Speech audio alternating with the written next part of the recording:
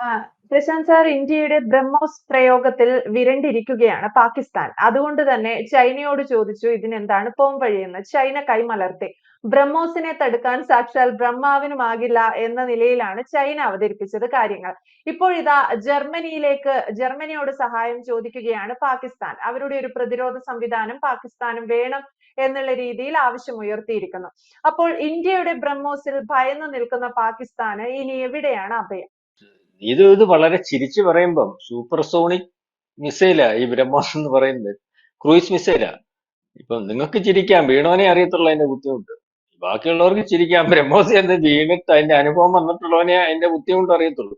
എപ്പ ഇയാൾ ഒരു വിമാനം മേലെ കൂടെ പോയാലും ഇപ്പൊ പാകിസ്ഥാൻകാർക്ക് ബ്രഹ്മോസ് വരുന്നേ എന്നുള്ളൊരു പ്രശ്നം. അപ്പം അവരാകപ്പാടെ ആശ്രയിച്ചുകൊണ്ടിരുന്നതും അല്ലെങ്കിൽ എല്ലാ രീതിയിലും വിശ്വസിച്ചുകൊണ്ടിരുന്ന ചൈന കഴിഞ്ഞ ദിവസം പറഞ്ഞ എന്റെ പൊന്നു വെച്ചാട്ട, നമ്മുടെ രണ്ട് പ്രതിരോധ സംവിധാനത്തിനും ഇതിനെ തടുക്കാൻ പറ്റത്തില്ല, ഇപ്പൊ ഇരിക്കുന്നതിനും ഉറപ്പൊന്നുമില്ല, വേണേ കൊണ്ടുവച്ച് തരാന്ന് പറഞ്ഞാൽ വേണ്ട. അപ്പം ഇവര് അമേരിക്കയിൽ പോയപ്പോ അവിടെ ചെന്നപ്പം ട്രംപ് ഒന്നും പറഞ്ഞൊന്നുമില്ല, തടുക്കാൻ പറ്റുമോ തടുക്കാൻ പറ്റത്തില്ലയോ എന്ന് പുള്ളിക്ക് അറിയത്തില്ല. പിന്നെ പുള്ളിക്ക് രണ്ട് കൺഫ്യൂഷൻ ഉണ്ട്. ഒന്ന്, ഇവരുടെ പ്രതിരോധ സംവിധാനം ഇവിടെ പോയാൽ അത് മറ്റേമാര് കയറി അഴിച്ചു പറക്കി നോക്കും. ആരാ? ചൈനക്കാർ. ഇറാമാർക്ക് അങ്ങനെ സോക്കറ്റ് ഉണ്ട്, ഇതിനകത്ത് എന്തോ പണിഞ്ഞേക്കുന്നതിന് ടെക്നിക്കൽ വിഷമൊക്കെ.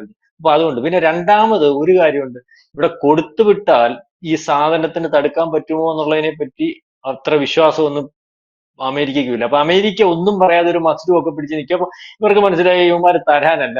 മാത്രമല്ല ഇവന്മാർ കൊടുത്താ പൈസ കിട്ടുമെന്ന് എങ്ങനെ അറിയാൻ പറ്റും? പിന്നെ കൊടുക്കുക എന്ന് പറയുന്ന ഇവര് തമ്മിലുള്ള രഹസ്യ കരാറും അല്ലെങ്കിൽ ഇന്ത്യക്ക് ഇട്ട് എങ്ങനെയും ഒരു അടി അടിക്കാനും ഒക്കെ വേണ്ടിയാണല്ലോ. കാരണം F-16 കൊണ്ടൊരു വളരെ കൂടുതലായിട്ട് കൊടുത്തു. എന്തിനാ കൊടുത്തേ എന്ന്? F-16 ഒരു കാര്യം ഞാൻ പറഞ്ഞേക്കാം, ഭീകരവാദത്തെ അടിച്ചമർത്തുന്നതിന് വേണ്ടി നിങ്ങൾക്ക് വന്നേക്കുന്ന പോകാനാണ്. അവിടുന്ന് അത് മുട്ട വിരിച്ച് വിരിക്കുന്നത്.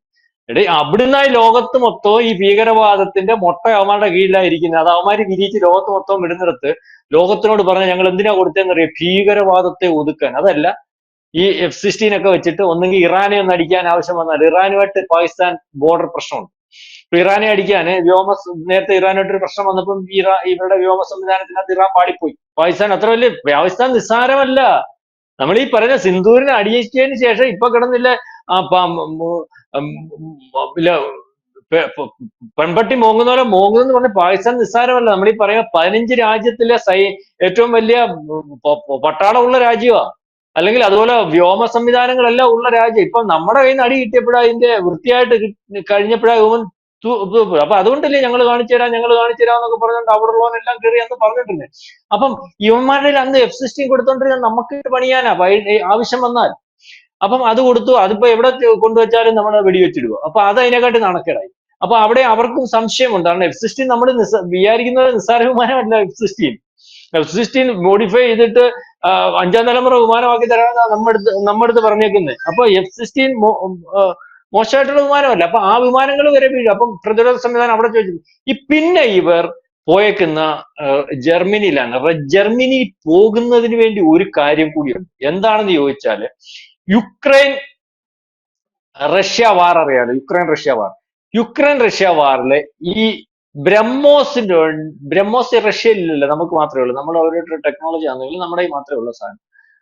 അതിനോട് സെയിം പേര് മാറ്റിയിട്ടുള്ള അതേ സാമ്യമുള്ള ഒരു മിസൈൽ അവരുടെയാണ്. P-800 എന്ന് പറഞ്ഞ റഷ്യയുടെ ഒരു മിസൈൽ. ഈ പറഞ്ഞ പോലെ ബ്രഹ്മോസിന്റെ തൊട്ട് ചെറുതാണ്, പ്രകടശേഷി കൂടുതലാണ്, മാക് 8 അല്ലെങ്കിൽ 3 വരെയാണ് അതിന്റെ വേഗത. അപ്പം ഇതേ രീതിയിലുള്ള ഇത് ബ്രഹ്മോസും ഇതും തമ്മിൽ വലിയ വ്യത്യാസമൊന്നുമില്ല. അപ്പം ആ മിസൈലിനെ പലവട്ടം തടുക്കാൻ സാധിച്ചിട്ടുണ്ട് യുക്രൈൻ. കാരണം ഇത് ആക്രമിച്ചപ്പോൾ അതിന് ഉപയോഗിച്ചത് ഇറിസ് എന്ന് പറയുന്ന പ്രതിരോധ സംവിധാനമാണ് ഈ ജർമ്മനിയുടെ. അപ്പൊ അതും നേരത്തെ S-300 എന്ന് പറഞ്ഞ സോവിയറ്റ് കാലത്തിരുന്ന ഒരു സംവിധാനവും അങ്ങനെ 2-3 പ്രതിരോധ സംവിധാനം കൂട്ടി യോജിപ്പിച്ചാണ്. അപ്പൊ അതിന്റെ ഒരു പ്രതീക്ഷയില്ല. ബ്രഹ്മോസിനോട് സാമ്യമുള്ള അത് രണ്ടുപേരുടെ ടെക്നോളജി തന്നെയാണല്ലോ. അപ്പൊ അത്തരത്തിൽ മിസൈലിനെ തടുക്കാൻ പലവട്ടം ഈ പറയുന്ന യുക്രൈൻ യുദ്ധകാലത്ത് സാധിച്ചിട്ടുണ്ട്. അപ്പം ഇത് മേടിച്ചുകൊണ്ട് വന്നാൽ ഒരു പക്ഷെ ഒരു ആശ്വാസം എങ്കിലും കിട്ടും. ബ്രഹ്മോസിനെ തടുക്കാൻ പറ്റുമോ എന്നുള്ള. പക്ഷെ ബ്രഹ്മോസ് ഇതിനെ അതിജീവിച്ച് പോകുന്ന ഒരു ക്രൂയിസ് മിസൈൽ ആണെന്നാണ് അറിയുന്നത്. എന്നാലും ഇനി ജർമ്മനിക്ക് മാത്രമേ ഞങ്ങളെ രക്ഷപ്പെടുത്താൻ സാധിക്കത്തുള്ളൂ. അല്ലെങ്കിൽ അവരുടെ പ്രതിരോധ സംവിധാനം ഈ പറയുന്നത് പോലെ മേടിച്ചാൽ അല്ലെങ്കിൽ ചോദിച്ചാൽ അവർ തരുമെന്നുണ്ടെങ്കിൽ അത് കൊണ്ടുവരുന്നതിന് വേണ്ടിയുള്ള ഒരു ശ്രമം പാകിസ്ഥാൻ ശ്രമിക്കുന്നുണ്ട്. ഈ കാരണം കൊണ്ടാൽ തന്നെ ഈ കാരണം കൊണ്ടല്ല, റഷ്യ യുക്രൈൻ യുദ്ധത്തിൽ ഈ പ്രതിരോധ സംവിധാനത്തിന് ഇതുപോലെ ക്രൂയിസ് മിസൈലുകളെ അല്ലെങ്കിൽ സൂപ്പർസോണിക് മിസൈലുകളെ തടുക്കാൻ സാധ്യത, അല്ലെങ്കിൽ അത്തരത്തിൽ തടുത്തു എന്നുള്ള പേര് കിട്ടിയത് കൊണ്ട് അവർ ഇത് വളരെ കൂടുതലായിട്ട് ഇപ്പൊ പ്രൊഡക്ഷൻ നടത്തിക്കൊണ്ടിരിക്കുകയാണ്. അതായത് റിസ് എന്ന് പറയുന്ന പ്രതിരോധ സംവിധാനം. അപ്പം ആ പ്രൊഡക്ഷൻ നടത്തി നമ്മൾ പറയത്തില്ല, ഇപ്പൊ ഇതിന് ശേഷം നമ്മുടെ ആയുധങ്ങൾക്ക് വില കൂടുന്നു പറയുന്നത്. ഇപ്പൊ വലിയ റഷ്യയുടെ മിസൈലുകളെ പ്രതിരോധിക്കാൻ പറ്റുന്ന പ്രതിരോധ സംവിധാനം ജർമ്മനിയുടെ ഭാഗത്തു നിന്നാണ് യുക്രൈൻ മേടിച്ച് അവിടെ ഫിറ്റ് ചെയ്തിരിക്കുന്നത് പറയുമ്പോൾ ആ പ്രതിരോധ സംവിധാനത്തിന് ഈ ഇപ്പം പാകിസ്ഥാൻ തിരക്കി ചെന്നതുപോലെ എല്ലാവരും തിരക്കിച്ചെല്ലും. അപ്പൊ അതുകൊണ്ട് അതിന് ആളുകളുടെ അല്ലെങ്കിൽ ആവശ്യക്കാർ കൂടുന്നു, ആവശ്യക്കാർ കൂടുന്നത് കൊണ്ട് അവരതിന്റെ പ്രൊഡക്ഷൻ കൂട്ടിയിരിക്കുന്നു. അപ്പൊ അത് ഞങ്ങൾക്ക് ഒരെണ്ണം തരണേന്ന് പറഞ്ഞിട്ട് ഇപ്പം അവിടെ ചെന്നിരിക്കുന്നു എന്നാണ് പറയുന്നത്. മനസ്സിലായി? ഇതിനകത്ത് വലിയ വൈദഗ്ധ്യമുള്ള മിസൈലാണ്. നമ്മൾ ഈ ചിരിച്ചു കളിച്ച് പറയുമ്പോൾ കോമ്പാക്റ്റ് ആണ് മിസൈൽ, ചെറിയ മിസൈലായി. അതുപോലെ തന്നെ ഇതിന് വളരെ താഴ്ന്നു പറക്കാൻ സാധിക്കും. കാരണം അതിപ്പോ ഈ P-800 സാധിക്കും, കാരണം 15 മീറ്റർ ഒക്കെ സമുദ്രത്തിൽ താഴ്ന്നു പറക്കാൻ സാധിക്കും. അതുകൊണ്ട് ഈ പ്രതിരോധ സംവിധാനങ്ങളെ അതിജീവിച്ചു. മാത്രമല്ല നമ്മുടെ ഈ ബ്രഹ്മോസിന്റെ ഈ സ്പീഡ് എന്ന് പറഞ്ഞാൽ മാക് 4 വരെ വരുന്നത്. അതായത് കണ്ണടച്ച് തുറക്കുന്നതിന് മുമ്പ് വായുവിന്റെ ഇത്ര ഇരട്ടി, അല്ല ശബ്ദത്തിന്റെ ഇത്ര ഇരട്ടി എങ്ങാണ്ട് സ്പീഡൊക്കെ ആണ്. കണ്ണടച്ച് തുറക്കുന്നതിന് മുമ്പ് ബ്രഹ്മോസ് പോകും. അപ്പൊ ഇന്നലെ നമ്മൾ വിഷ്ണു എന്ന് പറഞ്ഞൊരു മിസൈലിന്റെ കാര്യം പറഞ്ഞത് മാക് 8 എന്നാ പറഞ്ഞത്. ഇപ്പൊ 4 ആയി. ഇതിനെ കാണാൻ പറ്റത്തില്ല. അപ്പൊ മറ്റേനെ എന്ത് ചെയ്യാൻ പറ്റും? അപ്പം അതുകൊണ്ട് ഈ വിമാനം അതുപോലെ ഇതിന്റെ ദിശ മാറ്റാൻ പറ്റും. വേറെ പ്രശ്നം എന്ന് പറഞ്ഞാൽ ഇത് തൊടുത്തതിന് ശേഷം പോലും ഇതിനെ ഇപ്പൊ ഒരു ടാർഗറ്റിലേക്ക് തൊടുക്കുക, ബാക്കിയുള്ള മിസൈൽ ടാർഗറ്റിലേക്ക് തൊടുക്കുക, അവിടുന്ന് സ്കിപ്പായി ആ ജെറ്റോ വല്ലതും ഇതിനെ ഫോളോ ചെയ്യുമെന്നാ പറയുന്നത്. മാത്രമല്ല ദിശ മാറ്റാൻ പറ്റും. അപ്പൊ വളരെ ഡേഞ്ചറസ് ആയത്. കാരണം ഒരു ലക്ഷ്യത്തിൽ ഒരിക്കൽ തൊടുത്താൽ ഇത് ലക്ഷ്യം കണ്ടേ തിരിച്ചു വരത്തുള്ളൂ. നമ്മുടെ പണ്ടത്തെ ബ്രഹ്മാസ്ത്രത്തിന്റെ ഈ പേര് പോലെ തന്നെ ഈ ബ്രഹ്മാസ്ത്രത്തിന്റെ അതേ പുരാണത്തിലൊക്കെ നമ്മൾ വായിക്കത്തില്ലേ, ബ്രഹ്മാസ്ത്രം എന്ന് പറഞ്ഞാൽ തൊടുത്തു കഴിഞ്ഞാൽ പിന്നെ ആർക്കും തടുക്കാനൊക്കത്തില്ല, ലോകത്തെ നശിപ്പിച്ചേ തിരിച്ചു വരത്തുള്ളൂ എന്ന് പറയുന്ന പോലെ ഇത് ഒരു പോയിന്റിലേക്ക് ഒരു ലക്ഷ്യം വെച്ച് തൊടുത്താൽ അതിനെ ആർക്കും തടയാൻ പറ്റുന്ന ഒരു അവസ്ഥയില്ല. അത് പുറകെ നടന്ന് അതിന്റെ ലക്ഷ്യം സാധിച്ചതിന് ശേഷം മാത്രമേ തീരത്തുള്ളൂ എന്നുള്ള രീതിയിലേക്ക് വളരെ വളരെ ഭയത്തോടു കൂടി അല്ലെങ്കിൽ ഈ ആശ്ചര്യത്തോടു കൂടി ഇന്ന് ലോകം കാണുന്ന ഒരു മിസൈൽ തന്നെയാണ് ബ്രഹ്മോസ് മിസൈൽ. അപ്പം അന്ന് തുടങ്ങിയ പേടിയാണ് ഇപ്പം ആര് രക്ഷിക്കും, എങ്ങനെ നമ്മുടെ രാജ്യത്തിന് ഒരു കവചം ഉണ്ടാക്കും എന്നുള്ള രീതിയിലേക്ക് പാകിസ്ഥാൻ പോയി. ഇപ്പം എല്ലായിടത്തും പോയതിന്റെ കൂട്ടത്തിൽ ഇപ്പം ഏറ്റവും അവസാനം ജർമ്മനിയിൽ ചെന്നിരിക്കുകയാണ്. അവർ കൊടുക്കുമോ ഇല്ലയോ എന്നുള്ള കാര്യത്തെ പറ്റി നമ്മൾക്ക് ബോധ്യമില്ല. കാരണം ഇവർക്ക് കൊടുത്താലേ ഇപ്പൊ പറ്റിയതുപോലെ നാളെ കാലത്ത് ഇവന്മാർ ഇതും പിടിച്ചു വെച്ച് ഇത് എങ്ങോട്ട് ഫിറ്റ് ചെയ്യും. എന്നിട്ട് ചെണ്ടയൊക്കെ അടിച്ച് നാട്ടുകാർ താണ്ട് കൊണ്ടുവന്ന് ഇപ്പൊ നേരത്തെ HQ ഉണ്ടല്ലോ, പ്രതിരോധ HQ HQ-13 ഒക്കെ കൊണ്ടുവന്നപ്പം അടിച്ചതുപോലെ നമ്മൾ ഇവനെ അന്നേരം നോട്ട് ചെയ്ത് വെച്ചിട്ട് അതിന്റെ പ്രതിരോധ സംവിധാനത്തിനകത്ത് എന്താണ് കാര്യം എന്നുള്ള കാര്യം നമ്മൾ മനസ്സിലാക്കിയിട്ട് നമ്മളിത് നാളെ എന്തുവായാലും ഇവൻ വഴക്ക് നിർത്തത്തൊന്നുമില്ല. ഇവന്റെ തൊഴിലനുസരിച്ച് ഇവൻ എങ്ങനെ ആയാലും ഇപ്പം 2 ദിവസം കഴിയുമ്പോൾ ഏതെങ്കിലും രണ്ടാമാരെ പറഞ്ഞു വിടുക, എന്തെങ്കിലും ചൂണ്ടുകയൊക്കെ ചെയ്യും. അത് അന്നേരം നമ്മൾ ഈ പറയുന്ന ഇതുപോലെ തന്നെ സിന്ദൂർ തീർന്നിട്ടില്ലല്ലോ, സിന്ദൂർ 2ഓ സിന്ദൂർ 3ഓ ഒക്കെ അങ്ങനെ അങ്ങോട്ട് പറഞ്ഞ് ഈ ബ്രഹ്മോസോ അതിന്റെ പുറകെയുള്ള വിഷ്ണുവോ ശിവനോ ഒക്കെ അങ്ങോട്ട് ചെല്ലും. യവന്മാർക്ക് അടിയും കിട്ടും. ഈ ഐറിസ് എന്ന് പറയുന്ന സാധനം കൂടെ നിലത്ത് പോകും. നിലത്ത് പോയി കഴിയുമ്പോൾ എന്തോ പറ്റും?